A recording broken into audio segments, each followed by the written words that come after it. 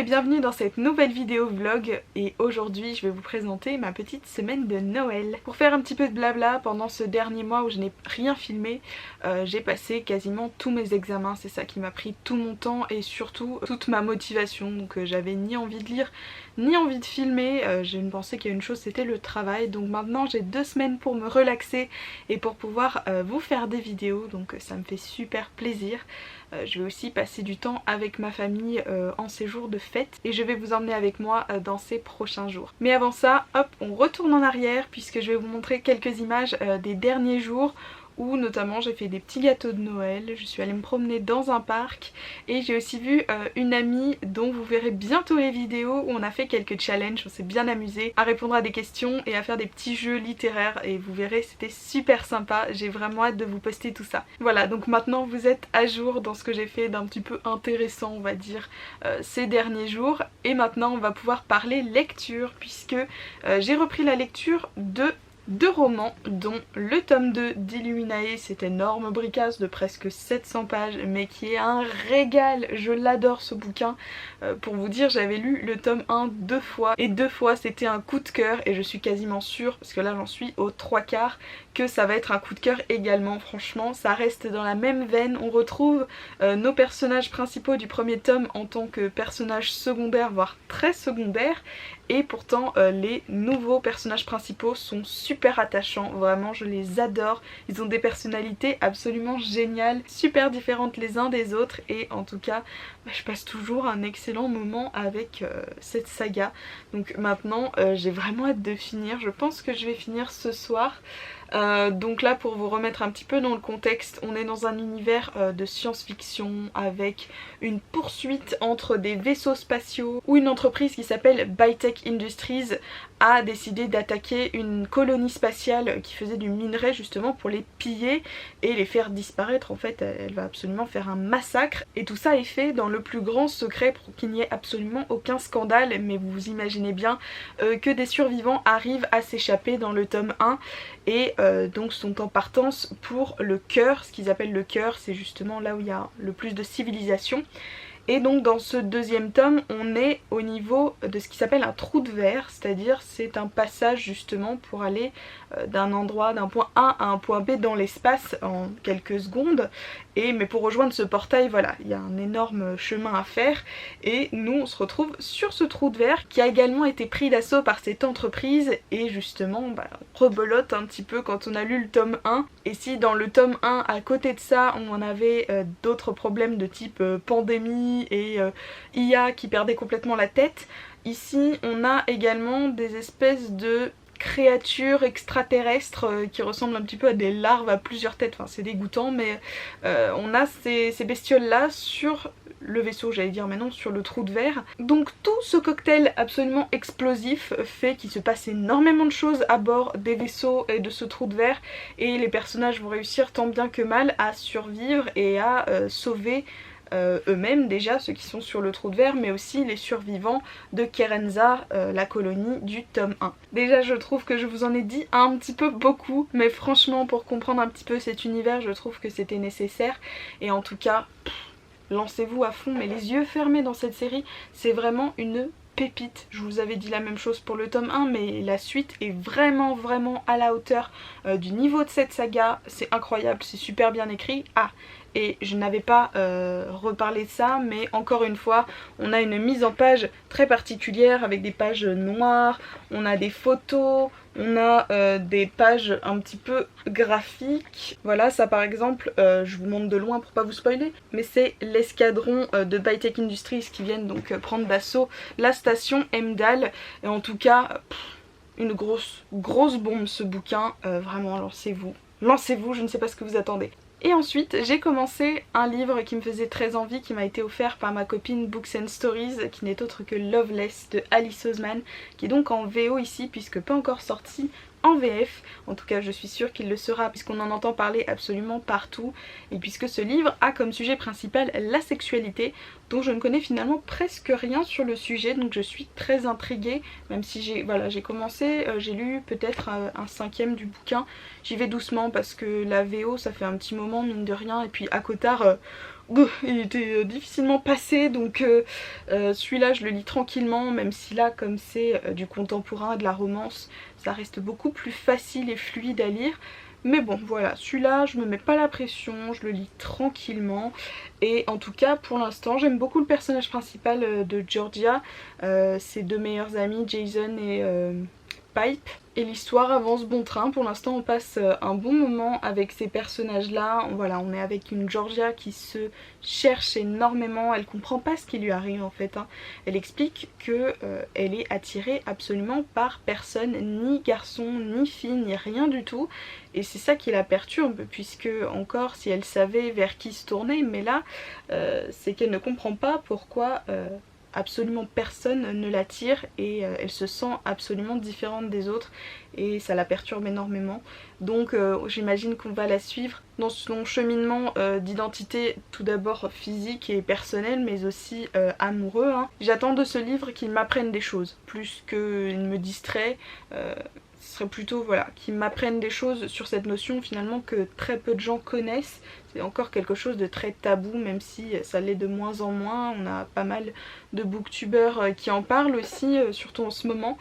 Et je trouve que c'est très bien qu'il y ait des sujets comme ça qui se libèrent, surtout pour ne pas justement que ce genre de situation comme cette jeune fille qui se sent différente et mal aimée finalement, puisque c'est le titre du livre, n'arrive jamais. Puisque là dans une société comme la nôtre, comme on ne sait pas ce que c'est, on trouve tout de suite ça différent et on pointe tout de suite les gens du doigt, alors que ce n'est pas comme ça qu'il faudrait qu'on agisse. Et donc voilà, je pense que ce livre est d'intérêt public et qu'on devrait tous se mettre au moins à se renseigner sur le sujet. Donc voilà, ça c'est les livres que j'ai commencé en physique puisque j'ai pu enfin m'y remettre comme je suis en vacances depuis quelques jours maintenant. Et j'ai également commencé un nouvel e-book, je me suis dit qu'il fallait vite que je le lise parce que sinon j'étais bonne pour attendre encore un an pour le sortir de ma palle. C'est tout en haut de ma liste de Emily Blaine qui est typiquement la romance de Noël qu'on a envie de lire à cette période. Et là comme Noël tombe dans 2 jours, je me suis dit que j'allais le plier très rapidement. Là j'ai déjà lu un quart, me semble dépêché, donc je pense qu'il sera lu très rapidement. Honnêtement au niveau de l'histoire c'est très bateau, hein. On est encore dans une histoire avec plusieurs personnages qu'on va suivre à tour de rôle, donc on va changer de point de vue. Ça par contre j'aime beaucoup. Pour l'instant j'aime bien les personnages. Pour l'instant je n'ai eu que le plaisir de rencontrer Olivia, Callum, Alana et Jefferson, voilà. On a d'abord Olivia qui elle, pendant une discussion avec son crush d'enfance, sans faire exprès, fait un peu une gaffe et dit que son ami Callum est en fait son petit ami, ce qui n'est pas vrai, mais du coup ses parents en entendent parler et pensent aussi que c'est vrai et elle n'ose pas les contredire, donc ce qu'elle va faire c'est qu'elle va demander à Callum de venir pendant les fêtes chez ses parents pour jouer le rôle de son petit ami. Vous imaginez bien qu'il va sûrement y avoir de la romance entre ces deux là. Et puis à côté de ça on a Jefferson qui lui est un petit peu le paumé de service, c'est à dire que c'est le mec qui n'a pas fini ses études et puis qui fait un peu rien de sa vie quoi. Il est tout le temps en train de coucher à droite à gauche, de traîner dans son appart à ne rien faire.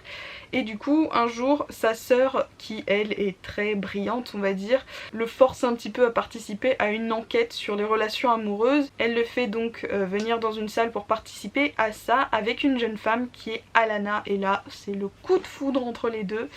Et on s'imagine bien que ça va pas s'arrêter là. Donc voilà ce qui s'est passé pendant le premier quart de ce roman.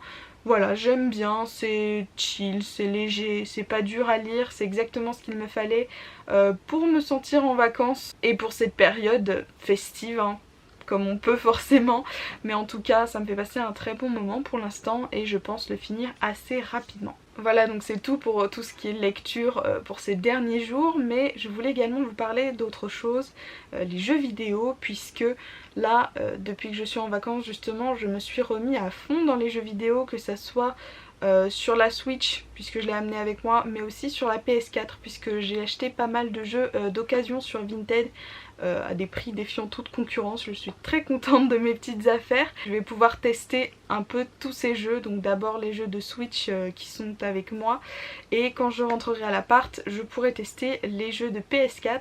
Donc je pense en faire des vidéos. même si c'est quelque chose qui me fait assez peur. Bizarrement, j'ai beaucoup moins peur de vous parler des livres que des jeux vidéo, puisque faut dire que le public des vidéos sur les jeux vidéo est assez exigeant. Donc j'ai un petit peu peur parce que moi je suis pas du tout une grande gameuse. Enfin, j'ai beaucoup joué il y a quelques années, mais là ça fait peut-être 2-3 ans depuis que j'ai commencé les études que j'ai complètement arrêté de jouer par manque de temps. Donc j'aimerais bien m'y remettre, mais voilà, j'ai un petit peu peur des vidéos puisque je me sens pas super légitime d'en parler. Est-ce que je vais bien en parler? Est-ce que ça va vous plaire aussi, puisque c'est pas du tout le même sujet. Pareil au niveau de tout ce qui est capture, comme je vous avais dit dans un autre vlog, je n'y connais absolument rien, donc je vais tout apprendre sur le terrain. J'ai acheté un petit boîtier, mais voilà, faut-il encore savoir s'en servir. Mais bon, d'un autre côté, cette chaîne, je vous l'ai dit depuis le début, c'est chill, je fais un petit peu ce que j'ai envie quand j'ai envie. Et là c'est un sujet dont j'ai vraiment envie de vous parler, surtout avec tous les titres que j'ai pu me procurer, j'ai envie d'en parler avec vous. Donc voilà, c'est un projet bien sympa je pense pour 2021. J'aimerais vraiment multiplier les vidéos sur ce sujet pour avoir une chaîne pas uniquement lecture, puisque mes passions ne tournent pas uniquement autour de la lecture, et j'aimerais que cette chaîne me ressemble le plus possible. Donc pouvoir faire des vidéos sur un peu tout ce qui me passionne, et croyez-moi, des passions j'en ai. Donc voilà, dites-moi dans les commentaires si ce genre de vidéo vous intéresserait. De mon côté, comme je vous disais, ce sera essentiellement sur les supports de la Nintendo Switch et de la PS4, mais je pense qu'avec tous les beaux titres que je me suis procurés, on a vraiment de quoi faire. Et donc voilà, justement en parlant, aujourd'hui je viens de recevoir Mario Odyssey sur la Switch, que je cherchais depuis un bon petit moment, puisque finalement depuis 2 ans que j'ai la console, je me suis rendu compte que j'avais seulement 2 jeux. J'avais Zelda Breath of the Wild et Just Dance 2020. Donc j'avais vraiment cruellement besoin des classiques de la console pour pouvoir me faire un avis sur ses performances et sur ce qu'elle peut faire finalement, puisqu'en termes de gameplay je pouvais uniquement m'appuyer sur Zelda, donc je voulais vraiment diversifier mes jeux. Donc voilà, je me suis procuré Mario Odyssey que j'ai reçu tout à l'heure, donc je vais pouvoir l'essayer très bientôt.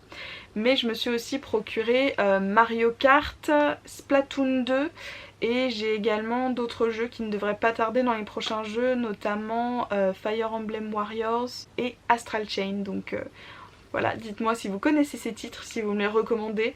Et puis j'ai vraiment très hâte de tester tout ça. Voilà, c'est tout pour cette immense intro, mais comme je ne pense pas énormément filmer les prochains jours quand je serai avec ma famille, ça va compenser. Pour ma part maintenant, ça va être rangement et sûrement de la lecture après. Je pense soit continuer ma petite lecture de Noël, soit finir Illuminae. J'aimerais beaucoup le finir parce que là la fin me taraude énormément, et j'ai mon ami Books and Stories qui m'a dit que la fin était explosive aussi, que j'allais pas du tout m'y attendre, donc ça me hype de fou. Là j'ai trop envie de savoir la fin. Enfin, on en reparle très bientôt et je vous dis à demain.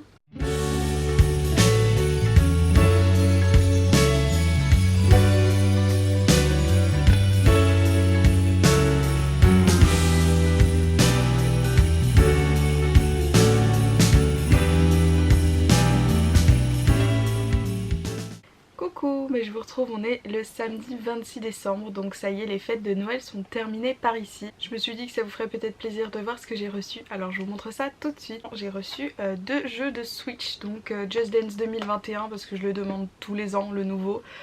Donc ça c'est cool, ça va pouvoir me faire bouger un petit peu à la maison, surtout en ces périodes de confinement, puisque ça peut très bien recommencer. Donc maintenant je prévois de quoi m'occuper à la maison.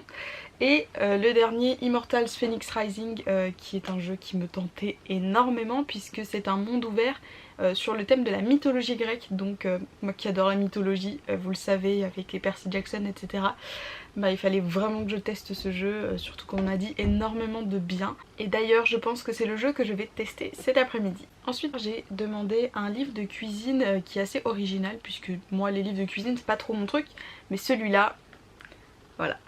Les recettes des films du studio Ghibli. Avec ça je vais pouvoir refaire les recettes de mes films préférés et je trouve ça super original. Donc vous avez par exemple les ramen de Pogno sur la falaise, l'espèce de gratin de poisson de Kiki la petite sorcière, enfin voilà, qu'il y a des petits clins d'œil à la série, je trouve ça super. Et en même temps, moi qui ne sais pas du tout cuisiner japonais et qui voulais apprendre, je trouve que c'est un super moyen de le faire. Et enfin je termine avec les cadeaux de ma copine Camille Books and Stories sur Instagram, qui m'a offert de petits poches, notamment son énorme coup de cœur, le chant d'Achille de Madeline Miller qui me faisait énormément envie. J'ai circé dans ma palle, mais celui-ci, déjà le fait de savoir qu'il est en français, parce que l'autre est en VO, ça me rassure énormément. Et là, en ce moment, comme je suis à fond dans la mythologie grecque, ça me donne super envie. Et voilà, elles m'ont fait des éloges pas possibles, donc il me fallait le lire. Et Rouille de Florian Soulas, celui-ci c'est un livre que j'avais mis dans ma wish suite à une chronique sur YouTube, mais alors je me souviens plus du tout de qui. Et je sais seulement que c'est dans la veine steampunk, donc pas du tout dans mon genre de lecture, mais si je l'ai mis dans ma wish, c'est que la chronique avait dû me faire beaucoup envie. Et ça voilà, on a prévu avec Camille de faire une LC parce que justement elle aussi c'est pas trop son truc et on a un petit peu peur de se lancer toute seule. En tout cas Camille, je te remercie encore une fois pour tous ces petits cadeaux, ça m'a fait très plaisir. Voilà, donc maintenant on va pouvoir se poser parce que du coup vous avez vu que je vous ai pas fait énormément d'images pendant ces 2 derniers jours puisque c'était vraiment priorité à la famille, et du coup je vais me rattraper puisque j'ai terminé Illuminae, le tome 2, ça y est il est fini et waouh mais quelle pépite, j'ai presque envie de dire que je l'ai peut-être même préféré au premier alors que c'était déjà un coup de cœur. Waouh, vraiment une grosse bombe. En fait le truc ça m'a littéralement fait passer par toutes les émotions possibles, ça arrêtait pas, c'était une montagne russe. Un coup j'étais super contente, un coup j'étais super triste parce qu'il se passait des choses horribles et puis finalement c'était pas ça, puis c'est pas mieux, enfin franchement c'est tellement rare que ça me mette dans des états comme ça la lecture, c'est à dire que là j'avais vraiment le cœur qui battait, j'avais envie de finir, je voulais absolument savoir ce qui se passait, c'était...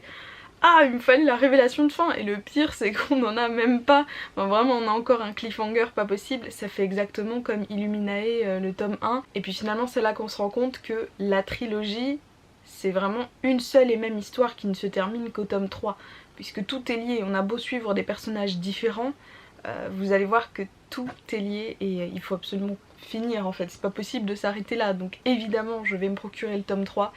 Et waouh, franchement après ces 2 claques, j'ai presque peur de finir parce que je me dis que déjà à chaque fois c'est toujours meilleur, alors je me dis ça risque d'être vraiment l'apothéose et est-ce que je vais m'en remettre quoi. Non mais franchement ça vaut vraiment la hype qu'il y a autour, là aucun doute là-dessus. Donc si vous ne connaissez pas Illuminae, foncez, mais par contre prévoyez-vous les 3 tomes parce que comme moi là je suis extrêmement frustrée. Alors bon, je me dis que j'ai plein d'autres livres dans ma palle, mais quand on l'a fini on veut savoir la suite en fait, c'est vital. On a l'impression vraiment que c'est une série, d'ailleurs ce serait excellent si c'était en série, enfin je veux dire l'histoire est tellement haletante que ça marcherait du tonnerre, c'est certain, et j'espère que ça sera le cas un jour. Donc voilà, franchement un coup de cœur je pense, oui j'en suis même sûre, pour les dernières lectures de 2020 sans aucun doute. Et enfin, après 3 mois d'attente, oui, j'ai enfin reçu là tout à l'heure mes romans de la collection Romans éternels, vous savez chez RBA qu'on voit un petit peu partout. C'est les classiques, très très beaux. Ils sont très lourds par contre, je pensais pas, mais magnifiques. Je vais vous les montrer un par un.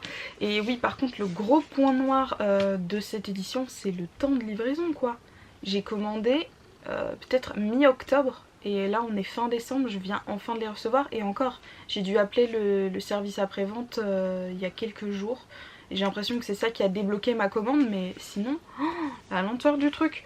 Donc si je continue, je me les procurerai en magasin puisque de toute façon c'est la même chose. J'ai vu qu'il y en avait en grande surface parfois, mais je les commanderai plus sur le site, ça c'est certain. C'est beaucoup trop long et j'avais presque oublié ce que c'était quand c'est arrivé, c'est pour dire. Donc, mais bon, écoutez, je suis très contente quand même puisque là, en plus, comme c'est les premiers tomes, on a droit à une offre assez sympa puisque j'ai dû payer moins de 15 € pour les 3 premiers tomes, plus des illustrations que je n'ai pas encore ouvertes. Donc on a, je sais pas trop dans quel ordre, mais c'est pas grave, les 4 filles du Dr March de Louisa May Alcott, qui celui-là me faisait super envie même avant. Je savais que je voulais me le procurer puisque c'est le genre de livre qui me tente énormément, surtout depuis que j'ai vu la série Anne with an E, tout à fait dans la même veine. Waouh, c'est vrai que c'est vraiment très joli, vous voyez, ça brille. C'est tout en relief, en même temps ça fait un petit peu de tissu, c'est vraiment très très joli. Et puis l'écriture est assez aérée, donc ça c'est un bon point. Ensuite nous avons Orgueil et Préjugés, le très connu de Jane Austen, qui là avec un pan sublime aussi, magnifique.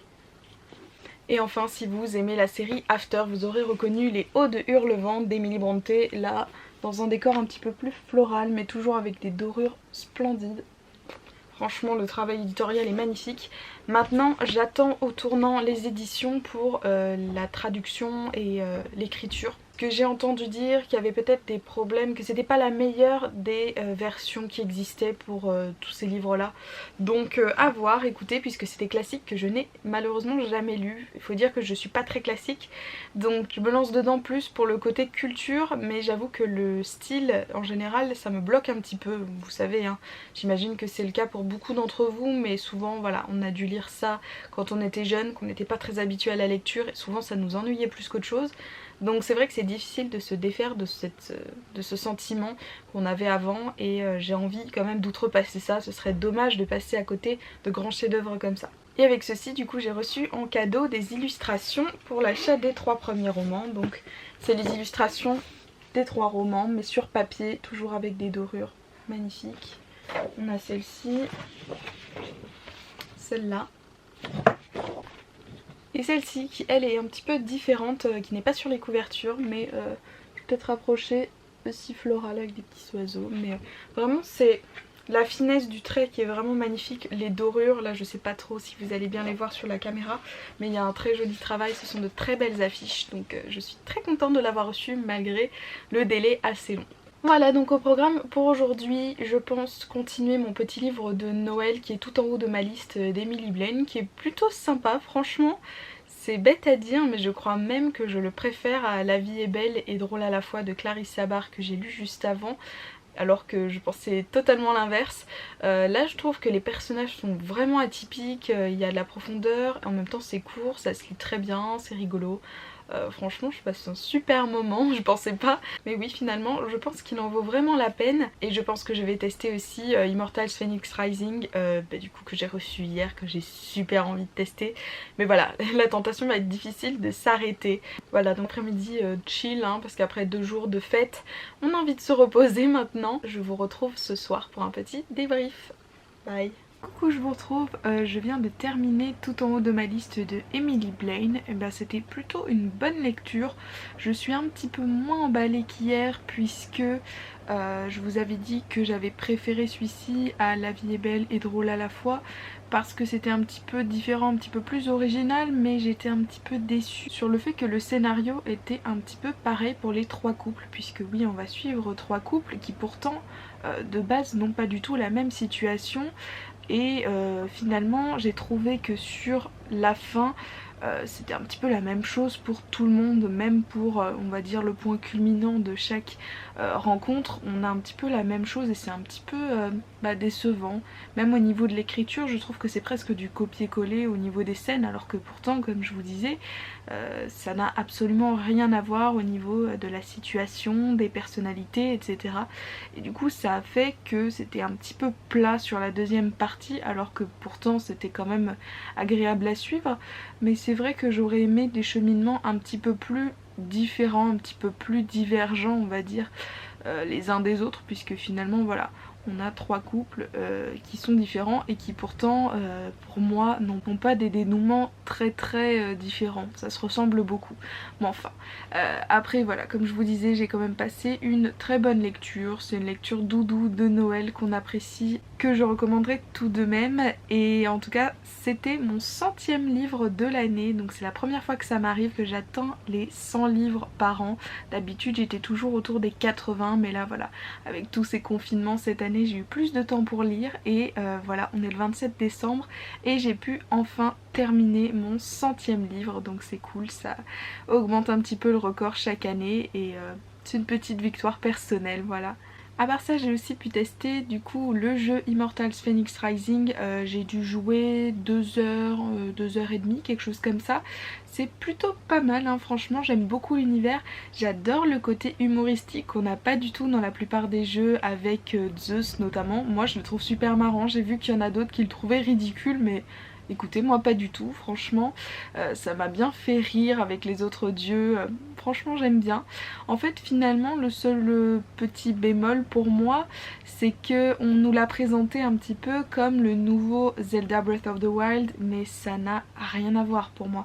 C'est oui certes un monde ouvert, mais je trouve que le niveau n'est pas du tout le même, hein. Zelda c'est quand même un jeu difficile, on n'a aucune explication. Là j'ai mis en mode normal, donc comme j'ai mis pour Zelda, mais je trouve que c'est beaucoup plus facile et comment dire, les objectifs sont beaucoup plus clairs. Vous voyez par exemple quand on est dans une vaste plaine, on va dire, dans Zelda, c'est tellement sauvage que vous ne savez pas du tout où aller, vous ne savez pas du tout où sont les endroits, on va dire, d'intérêt, alors que dans Immortals Phoenix Rising, on remarque tout de suite des éléments qui sortent du décor tellement ils sont mis en avant, on va dire, par le décor, et du coup ça gâche un petit peu la surprise. On sait tout de suite que cet endroit va être important, qu'on doit se diriger par ici, qu'on doit ramasser ceci parce que c'est bleu ou rouge fluo. Donc ça je trouve ça un petit peu dommage, mais après bon, il faut garder en tête de se détacher de Zelda justement. Il faut se dire c'est un jeu différent, qui n'a rien à voir, qui n'a pas les mêmes thématiques, qui n'a pas pour moi le même public aussi. Pour moi celui-ci est pour les plus jeunes, alors que Zelda, si on veut vraiment le terminer etc, c'est plutôt pour les ados ou les adultes, mais vu la difficulté du jeu, je mettrais pas ça entre les mains d'un enfant par exemple. Donc celui-là c'est une expérience beaucoup plus satisfaisante, plus voilà dans la découverte, mais sans trop de prise de tête. Même les petits donjons je les ai trouvés quand même relativement plus simples que Zelda. Donc voilà, c'est plutôt un jeu un peu plus chill que Zelda, et vraiment j'adore par contre l'univers qu'ils ont mis en place avec les dieux, et j'ai hâte justement de découvrir chacun des dieux, puisque pour l'instant j'en ai vu que 2 ou 3, quelque chose comme ça. En fait j'ai fini le prologue et j'ai avancé sur la deuxième partie de la map, donc je commence un petit peu mieux à comprendre le gameplay, mais en tout cas voilà, c'est assez facile de se mettre dans le bain, et on n'a pas besoin d'être ultra concentré comme pour Zelda, enfin pour ma part en tout cas, évidemment c'est subjectif ce que je dis, mais voilà, super immersion dans cet univers mythologie grecque, très très bien. Donc je vous le recommande si vous voulez faire une petite aventure dans cet univers là. Voilà, je vais clôturer ici ce vlog puisqu'on est déjà dimanche. J'espère que ça vous a plu, c'était un petit peu différent puisque là on saute pas mal de jours avec les fêtes. Mais bon, j'ai quand même passé un petit peu de temps sur les livres, un peu plus sur les jeux vidéo cette fois-ci, puisque je voudrais progressivement, comme je vous l'avais dit, inclure les jeux vidéo sur cette chaîne. Mais en tout cas, j'ai passé une très bonne semaine et surtout de très très bonnes fêtes, et j'espère que ça a été votre cas aussi. En attendant, n'hésitez pas à me dire dans les commentaires si vous avez lu des livres, essayé des jeux de cette vidéo. N'hésitez pas à vous abonner à la chaîne si ce n'est pas déjà fait. En attendant, je vous dis à bientôt pour une prochaine vidéo. Bye!